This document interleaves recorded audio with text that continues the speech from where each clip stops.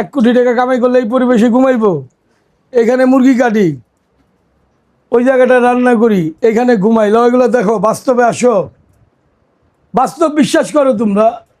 একজনের মোবাইলে 10 second 12 second video দেখার পর যা মন চায় বইলা দিল, এটা আমার কিছু আসে যায় না, তাই না?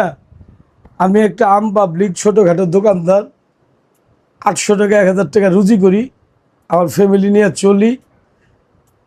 তোমরা এই যে 20 জন 25 জন ভিডিও করো, আমি কখনো মানা করি? তাহলে আমি মানা করবো কেন?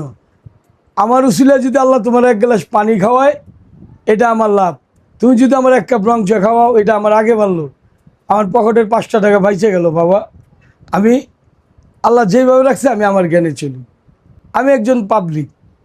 আমি কখনো খিচুড়ি বেচি, কখনো গরু হাটে ঘুরি, কখনো মুরগি কিনতে যাই, তাই না? এগুলো নিয়ে তোমরা যে যা বলার বলো, আমার কিছু আসে যায় না। আমার বাস্তব জীবনে আসো।